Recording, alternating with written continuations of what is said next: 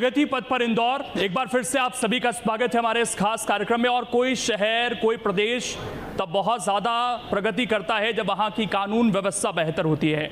और मध्य प्रदेश की कानून व्यवस्था की जिम्मेदारी जो संभाल रहे हैं, इस वक्त मंच पर हमारे साथ मौजूद हैं प्रदेश के गृह मंत्री नरोत्तम मिश्रा जी हमारे साथ मौजूद हैं। बहुत बहुत स्वागत है सर आपका न्यूज़ स्टेट के इस मंच पर। और ये सरकार का अब लास्ट 6 मंथ चल रहे हैं सर, तो प्रदेश में जो जीरो टॉलरेंस की बात इस सरकार ने की और कानून व्यवस्था को लेकर तो खुद आप मुख्यमंत्री शिवराज सिंह चौहान बहुत सख्त दिखे हैं। क्या बदलाव इन 3-3.5 साल में आए सर? अपन जिस शहर में बैठे हैं यहाँ कमिश्नर सिस्टम इन 3 सालों में ही आया है जी। मध्य प्रदेश में दोनों महानगर में कमिश्नर सिस्टम इन 3 साल में ही आया है। ये 3 साल ही वो 3 साल हैं जब पीएफआई का नेटवर्क मध्य प्रदेश में समाप्त हुआ है। ये 3 साल वो 3 साल हैं जब मध्य प्रदेश के अंदर जो नक्सलाइट थे वो नक्सल गतिविधियां लगभग हम समाप्ति की ओर लेके गए। पिछले 1 साल में तो हमने 1 करोड़ से अधिक इनामी नक्सली मार दिए या सीखों के पीछे पहुंचा दिए। लगभग 1.5 करोड़ के नक्सली ऐसे हैं। पिछले 3 साल में कोई भी डाकू मध्य प्रदेश के अंदर पैदा नहीं हुआ। मैं जिस इलाके से आता हूँ उस इलाके में कभी चंबल पे फिल्म बना करती थी। आज कोई चिन्हित और इनामी गैंग पूरे मध्य प्रदेश के अंदर नहीं है। संगठित अपराध लगभग समाप्ति की ओर है। कोई माफिया आज की तारीख में नहीं हो। तो आप बताओ सार्वजनिक स्थान पे, इस टीवी पे हमारा मार्गदर्शन आप करो, जवाब हम देंगे। लेकिन विपक्ष ज़रूर कई बार मार्गदर्शन करता है, मीडिया तो करता ही है। और वो सर एनसीआरबी के डेटा का जिक्र करते हैं और ये कहते हैं कि उसमें मध्य प्रदेश की स्थिति बहुत अच्छी नहीं दिखती। उस पर क्या कहेंगे? विपक्ष पर इसलिए ज़्यादा ध्यान देना नहीं चाहिए कि मेरे दोनों तरफ विपक्ष की सरकार है। जो विपक्ष यहाँ पर विपक्ष कहलाता है। इस बाजू पे अगर निकल के जाता हूँ तो राजस्थान है और उस बाजू पे जाता हूँ तो छत्तीसगढ़ है। मैंने कहा कि मैंने नक्सल, हमारी सरकार ने, भारतीय जनता पार्टी की सरकार ने, शिवराज सिंह के नेतृत्व वाली सरकार ने नक्सलियों को मार दिया। अभी हमने मारा है, इस साल भर में हमने 10 मार दिए। उधर 10 पुलिस वाले मार दिए नक्सलियों ने इसी सप्ताह, इसी महीने में। दंतेवाड़ा वो हम पे सवाल उठा रहे हैं। बगल के पड़ोस के राज्य में सर्वाधिक दंगे हुए हैं, सर्वाधिक लोग मारे गए हैं, सर तन से जुदा के नारे लगे हैं और सर को तन से जुदा कर भी दिया गया है। ये वो प्रदेश है यहाँ पे पिछले 1 साल में कोई दंगा की घटना नहीं हुई। ये वो प्रदेश है यहाँ रामनवमी पर कंकड़ भी नहीं फेंकता है। बाकी जगह तो पथराव होता होगा, यहाँ कंकड़ नहीं फेंकता है। तो ये वो हम पे आरोप लगा रहे हैं जिनके दोनों के दोनों प्रदेश अगल बगल में लगे हुए हैं। ये शांति का टापू हमने बना के निकालने की कोशिश की है, तो सिर्फ कहा नहीं है, किया भी है। शांति के टापू की बात होती है सर। जिस क्षेत्र में हम बैठे हैं मालवा निमाड़ के, खरगोन में दंगे हुए सर पिछले साल, और त्यौहार जिस तरीके से गुजर रहे हैं एक डर जैसा लगता है। लेकिन मध्य प्रदेश में हालांकि वो स्थिति बेहतर हो गई, लेकिन वो जो दंगे हुए उसके पीछे मैंने उसी की परिणति ये कहा कि वो रामनवमी और ये रामनवमी में ये अंतर था कि इस बार कंकड़ भी नहीं फेंका है हमारे यहाँ। लेकिन मैंने वही तुलना करके बताई थी। विपक्ष की तरफ आपने इशारा किया तो विपक्ष मैंने नहीं किया, आपने किया। एक चीज और उठाई है कि हम बजरंग दल को बैन करेंगे। आप पीएफआई की बात कर रहे हैं, वो बजरंग दल की भी बात कर रहे हैं। ये एक छोटी मानसिकता है। तुलना भी किससे की जाती है? ये वो उस संगठन की बात कर रहे हैं जिसने कोरोना काल में अपने घर से निकलकर अपनी जान बाजी पर लगाकर हिंदुस्तान के अंदर सर्वाधिक खून, ब्लड डोनेट करने वाला अगर कोई दल था तो वो बजरंग दल था। उसकी तुलना पीएफआई से की जा रही है। आप मानसिकता देखिए, ये तुष्टीकरण की राजनीति को देखिए। हिंदुस्तान के अंदर सर्वाधिक जो कोरोना के कैंप लगे थे, जब अस्पताल हमारे फुल हो गए थे, तो वो सारे के सारे संचालित अगर कोई थे तो हमारे अनुसांगिक संगठन या हमारे बजरंग दल के द्वारा थे। उसको पीएफआई से तुलना की जा रही है। ये चिंता की भी बात है और ये निंदा की भी बात है। इस पर चिंता भी होना चाहिए और चिंतन भी होना चाहिए कि आप देश को किस दिशा में ले जाना चाहते हो। तुष्टीकरण की राजनीति इस हद तक जाएगी, ये तो कल्पना ही नहीं थी। और आप देखें वो जा रही है। ये जो कांग्रेस ने जब इस तरह से तुष्टीकरण की राजनीति की कोशिश की है, तब तक कांग्रेस का हश्र क्या हुआ है आप देखो। प्रतिबंध तो उनने संघ पे भी लगाया था, परिणाम क्या हुआ? आज ये स्थिति हो रही है। पिछले 10 साल से लोकसभा के अंदर नेता प्रतिपक्ष नहीं बना पाई कांग्रेस। वो कांग्रेस जिसका 400 सीटें हिंदुस्तान में हुआ करती थी, जहां भी तीसरा विकल्प आया कांग्रेस का, कांग्रेस टिकी नहीं है, हटी है। उत्तर प्रदेश में तीसरा विकल्प था तो 2 सीटें आई भाई बहन को। पश्चिम बंगाल में 0 आया है। अभी महाराष्ट्र के चुनाव जब हुए तो चौथे नंबर की पार्टी बन गई। पिछले साल में ही पंजाब के चुनाव हुए, जहां सरकार में थी वहां चौथे नंबर पर कांग्रेस आ गई।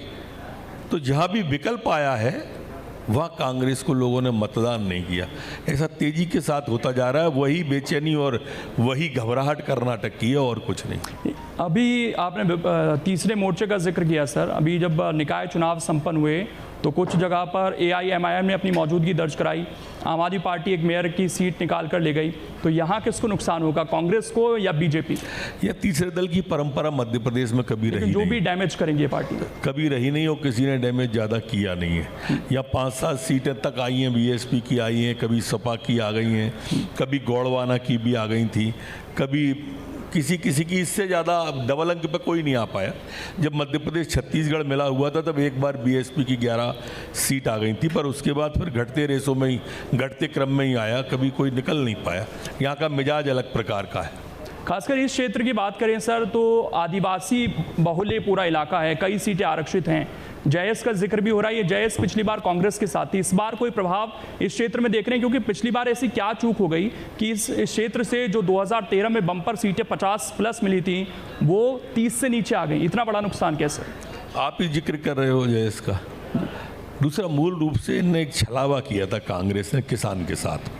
एक धोखा दिया इसी इलाके में। हमारे मालवा निवाड़ अंचल में आके राहुल गांधी जी अपने भाषण में 2 लाख रुपए तक का कर्जा 10 दिन में माफ़ कर देंगे, नहीं तो मुख्यमंत्री बदल देंगे, ऐसी घोषणा कर गए थे।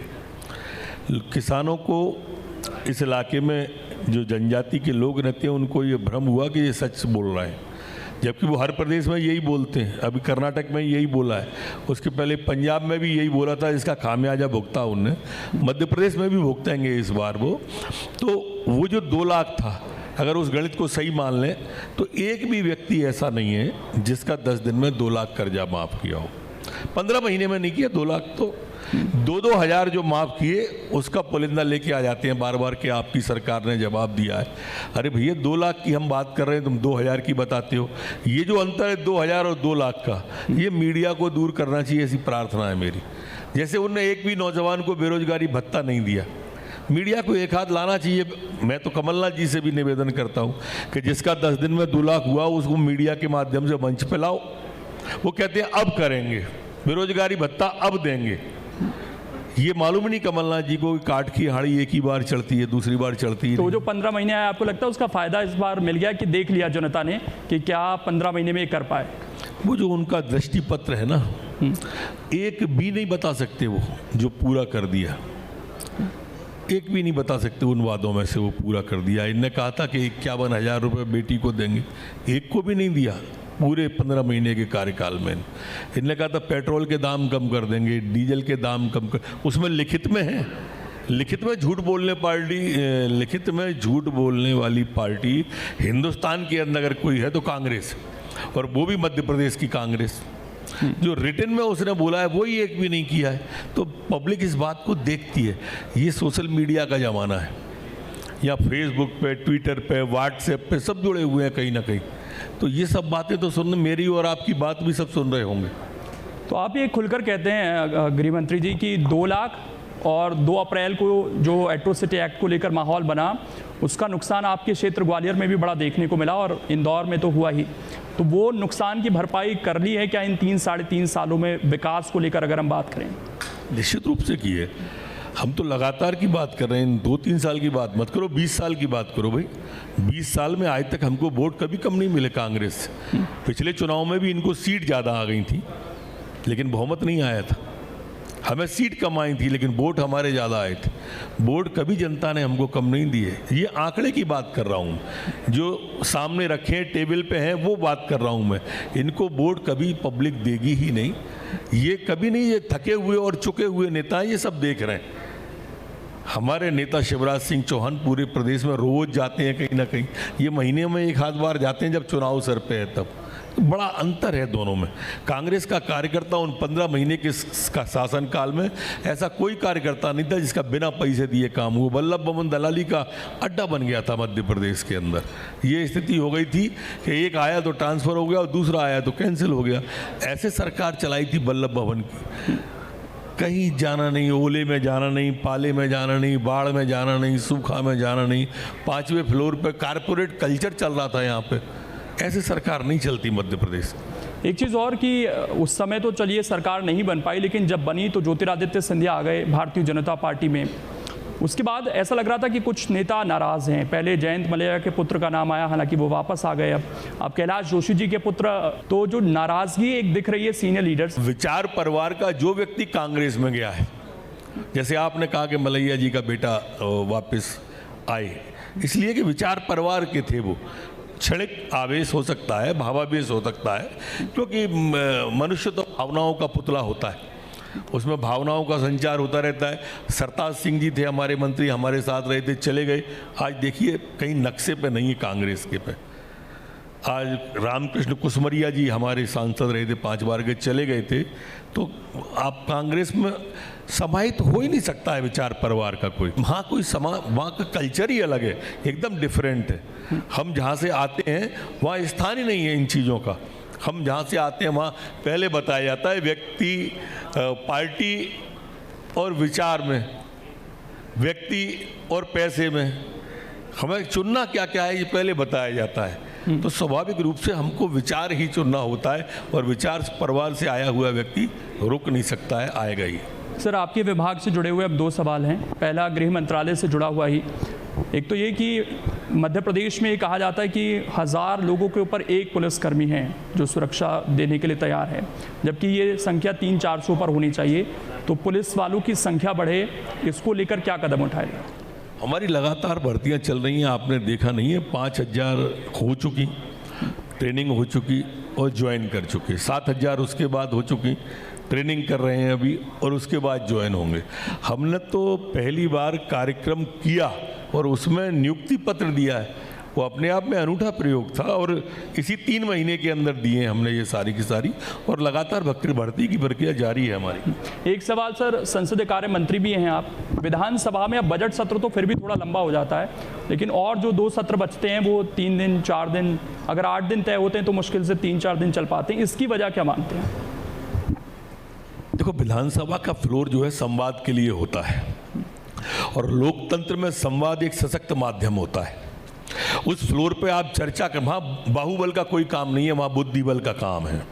और जब बुद्धिबल वाले हो हल्ला करने लगेंगे तो सत्र कैसे टिकेगा? सामने जो रो बैठी है, एक भी कोई अच्छा वक्ता है ही नहीं। नंबर 1 पे कमलनाथ जी और गोविंद सिंह जी हैं, आप देख लो दोनों की वक्ता क्षमता। वैसे भी देख लो, हाउस में क्यों देखते हो आप? उसके बाद में आरिफ अकील साहब हैं और केपी सिंह जी, दोनों को देख लो, फिर पूरी सीरीज को देख लो। ये जब इस तरह से हम जब हाउस को चलाएंगे हल्ले के माध्यम से, तो ये लोकतंत्र का नुकसान होता है। ये सदन जनता की गाड़ी कमाई से चलता है, और अगर सदन में इस तरह से हो हल्ला होगा तो इसका नुकसान होता है, लोगों के अंदर खराब प्रतिक्रिया होती है। कांग्रेस हमेशा उस फ्लोर में अपनी छवि को चमकाने के लिए तो करते हैं, वो झूठे आरोप लगाने के लिए करते हैं वो। पर आप पिछले 3.5 साल का एक अच्छा भाषण निकाल के मीडिया पे सुना दो, आपको अविश्वास का ही निकाल लो। आपको जितने बात की होगी, जिसने की होगी, वो झूठी बात की होगी। ये मूल कारण। आपको नहीं लगता कि कांग्रेस अगर हल्ला कर रही है तो सरकार की जिम्मेदारी है, क्योंकि उसमें सत्ता पक्ष के भी विधायक हैं, वो अपने इलाकों के सवाल रखना चाहते होंगे, विधानसभा में बोलना चाहते होंगे, ताकि वो भी अपनी जनता को बता सके। उनका जो चांस है वो नहीं मिल पा रहा है उनको। देखिए, सत्ता पक्ष के सदस्य तो सीधा संवाद करके चांस लेते हैं। विपक्ष का मूल रूप से फ्लोर वो हथियार होता है जो विपक्ष गंवाता है हर बार। ऐसा मैं नहीं कहता, विपक्ष के विधायकों का मैं आपसे बात बता दूंगा। नुकसान दोनों पक्ष का होता है, मैं सहमत हूं इससे कि भाई सत्ता पक्ष के विधायक को भी मुखर होने का अवसर मिलता है, प्रतिभा को निखारने का अवसर मिलता है, और इसकी वजह से दिक्कत आती है। हालांकि उनका ये कहना होता है कि ये चीज़ हमने आप लोगों से ही सीखी है। जब बीजेपी विपक्ष में होती थी, लोकसभा में क्या होता था, तो वहीं से इस चीज़ को हम इम्प्लीमेंट कर रहे हैं कि हंगामा कीजिए, कम से कम सुर्खियाँ बनेंगी। पता नहीं वो ऐसे कैसे कहते हैं, या तो एक हाथ नज़ीर दें, जैसे मैंने आपको एक अविश्वास प्रस्ताव नज़ीर के साथ कहा कि उसी का भाषण निकाल लो आप, ऐसे आप एक हाथ नज़ीर दो, मैं खटाखट बोलता जाऊंगा। मैं पिछले 18 साल से संसदीय कार्य मंत्री हूँ। हिंदुस्तान के इतिहास में कोई एक व्यक्ति इतने लंबे समय तक संसदीय कार्य मंत्री नहीं रहा है। मैं रहा हूँ, इसलिए आपसे ये बात हिम्मत के साथ कह रहा हूँ। ठीक है, कांग्रेस पार्टी के दो दिग्गज नेता कमलनाथ पूर्व मुख्यमंत्री, दिग्विजय सिंह पूर्व मुख्यमंत्री काफ़ी एक्टिव हैं। आप लोगों से तो बड़ी नोकझोंक होती रहती है। एनसाइक्लोपीडिया कह दिया आपने दिग्विजय सिंह को सांप्रदायिकता फैलाने में। तो उन दोनों की जिस तरीके से इस वक्त कार्यक्रम चल रहे हैं आपको, और वो जिस दावे से कह रहे हैं कि इस बार सरकार हमारी आ रही है, तो उसमें कितना आपको सच लगता है? जो बनी बनाई चला नहीं पाए वो लाएंगे कैसे, आप अंदाज करके बताओ। बनी बनाई चला नहीं पाए आप सरकार को। ये व्यक्ति जो चलाने की बात कर रहे हैं, ये दोनों व्यक्ति थे। पिछले 5 साल का टर्नओवर में 42 विधायकों ने बगावत की है कांग्रेस में। यही अध्यक्ष थे, यही नेता थे। 18 लोगों ने राष्ट्रपति चुनाव में क्रॉस वोटिंग कर दी। ये 18 हैं तो उधर ही ना अभी। ये क्या बनाएंगे सरकार को? ये टिकट काट पाएंगे किसी का? नहीं काट पड़ते। कमजोर नेतृत्व है जो नोटिस नहीं दे पाए क्रॉस वोटिंग का, जो पार्टी जिनकी टूट गई, जिनके नेतृत्व में 28, ये कभी भी ऐसे सिर्फ इसलिए बोल रहे हैं कि कांग्रेस में भगदड़ के हालात नहीं बन जाए। आपको ध्यान हो, जब 28 सीटों का उपचुनाव हो रहा था तब कमलनाथ जी कहते थे अगले 15 अगस्त पे हम झंडा फहराएंगे, अगली विधायक दल की बैठक हमारी सीएम हाउस में होगी। ये जो ख्याली पुलाव है, इसके लिए हम कैसे रोक सकते हैं किसी को? ये जो दिवा स्वप्न कहलाता है, ये दिवा स्वप्न को कैसे रोक सकते हैं? चलिए, एक बड़ी योजना सरकार लेकर आई है सर, आखिर में उसके बारे में ही आपसे जानना चाहूँगा। महिलाओं को सशक्तिकरण करने की कोशिश है, और मुख्यमंत्री का जो प्यार है बहनों के लिए, बेटियों के लिए, वो तो खुद मामा भी हैं। तो जो लाडली बहना योजना आई है, ये कितनी बड़ी गेम चेंजर होगी? और इससे महिलाओं पहले तो एक मत कहो आप जी, अनेक योजनाएं आई हैं, खासकर इस पर अनेक योजनाएं हमारे मुख्यमंत्री जी के नवाचार के द्वारा आई हैं, और बहनों के लिए आई हैं, बेटियों के लिए आई हैं, बहुओं के लिए ही आई हैं। एक दूसरा, हमारे मध्य प्रदेश की जितनी योजनाएं थी वो हिंदुस्तान ने अंगीकार की हैं, स्वीकार की हैं। सबसे पहले कन्या विवाह योजना आई थी, और कन्या विवाह पूरे देश के अंदर मध्य प्रदेश से ही गया है। उसके बाद लाडली लक्ष्मी आई थी। लाडली लक्ष्मी भी पूरे देश में नवाचार में मध्य प्रदेश से ही पूरे देश में गई है। इसके बाद ये आप लाडली बहना की बात करो, ये सीरीज है। और ऐसा नहीं है, नवाचार तीर्थ दर्शन योजना हमारे मध्य प्रदेश में ही आई थी, सम्मल योजना हमारे ही मध्य प्रदेश। ये नवाचार ऐसे थे जो देश भर में हमारे यहाँ से निकल के गए, और इन सब में गांव गरीब किसान की, झुग्गी झोंपड़ी के इंसान की, महिलाओं के सम्मान की, ये सारी योजनाएं एक सीरीज है। और एक नेतृत्व के प्रति विश्वास देखिए आप, नेतृत्व के प्रति विश्वास क्या, लाडली लक्ष्मी माने कन्यादान मैंने कहा, तो कन्यादान अभी तक करोड़ों में हुए। लाडली लक्ष्मी आई तो आज 45 लाख से ऊपर लाडली लक्ष्मी मध्य प्रदेश में है, और लाडली बहना आई तो 1 करोड़ से ज्यादा फार्म आज भर गए। ये विश्वास है। एक आखिरी सवाल, जो 51% का दावा कर रहे हैं, संक्षेप में बोलेगा, समय थोड़ा सा कम है, क्या पूरा हो पाएगा? ये 51% का जो दावा है कि हम 51% वोट लेकर आएंगे इस बार प्रदेश में, 100%, 99 नहीं 100। इससे शॉर्ट क्या बोल सकता हूँ। बहुत बहुत शुक्रिया गृह मंत्री जी नरोत्तम मिश्रा जी हमारे साथ जुड़े हुए थे और तमाम सवालों का बेबाकी से जवाब दिया है।